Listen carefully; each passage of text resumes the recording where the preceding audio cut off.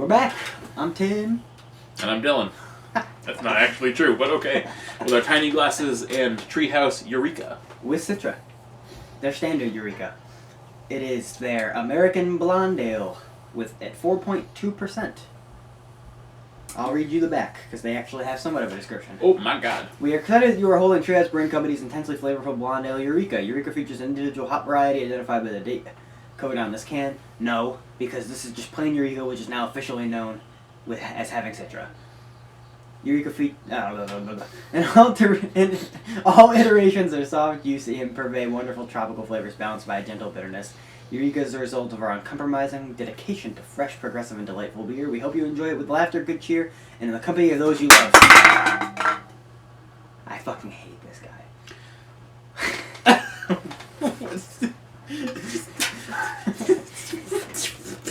Okay. That sounds funny. Shut up.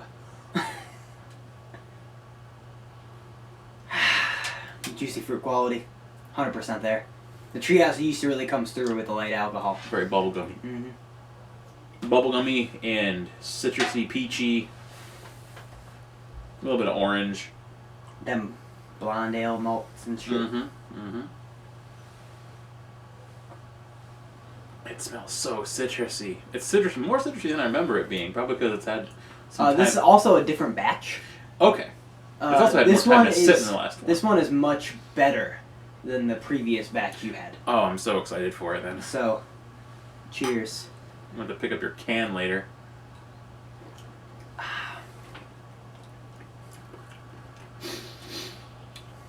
Really washes over your palate. Wow. The other one had a very distinct malt character. This one still has that malt character. But this is just like, hey, what if we made a blonde ale fruit juice? Yep. I hate comparing a beer to fruit juice.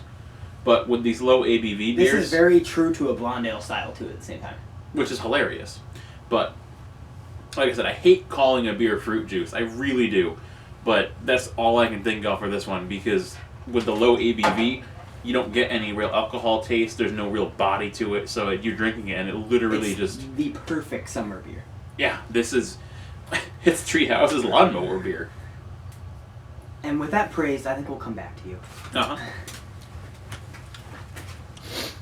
Tear back! To get our final thoughts on Treehouse's Eureka with Citra. Way better than their last batch, whenever that one was brewed. Yeah, it was like a month ago, right? This one, just about. But the batch before that was a month before that, something like that. 2-3 weeks. I think this one was a limited offering that day. I think it was like 3 per person, 3-4. Okay. Meanwhile, in the summertime, it'll be like on a Thursday, and they'll have 10 or 12. Because the time you gave me that one, the first time, not that one, the one before that, that was my first time ever having it.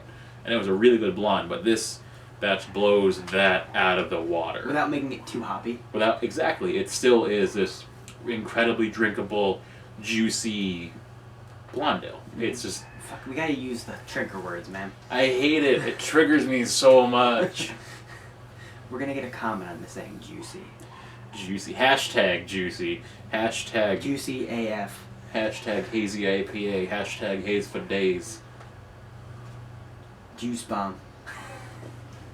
Fucking hate it. That is the trigger. Unless you're talking about Sloop's Juice Bomb. No. Stop. Just ride it out. Just write it out. We're gonna let it roll for a second, I guess. We were about to do the final chug because we said everything we gotta do.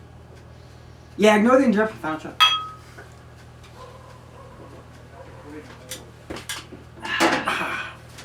Yeah. Refreshing. I'm okay with that. I could have probably chugged the 8 ounces we drank. Probably fab. You could have too. Probably fab. Don't stop. Trigger word. Alright. What are you gonna give it, Dylan? Well, as a beer, it's not meant to be the most impressive thing. No. So, as a beer, probably a 9. But as a blonde ale... It's hundreds across the board. Yeah. Yeah, as a blonde ale. Yeah. It is a fantastic blonde ale. Yeah. It's got just enough hops to keep it interesting, which is, kind of a new age blonde ale. Mm-hmm. It's not so hoppy that it's a pale or an IPA, or even hoppier than some. But it's got enough malt, enough hops to keep it interesting, especially at 4.2%. Yeah, it's You're very drinking flavorful. you're drinking a goddamn Bud Light at that point, you know. Essentially, And yeah. It's hard to make the flavors come across the way they do in this. Mm-hmm. I think that fucking goddamn fruity yeast they use plays a big role in this. It does. The esters that come through are just fantastic. Fantastic. The Citra held up really well, and in my experience, Citra's one of the hops that falls off the fastest. Mm-hmm. And I really have no complaints. No, I mean we can give it a 90 because it's not, it's not supposed to be all mind blowing, but It's mind blowing in terms of a in blonde. terms of a blonde ale, so we can give it 100 as a blonde ale. Yes. 90/100. Yeah. Fair enough. See you in the next one. Yep.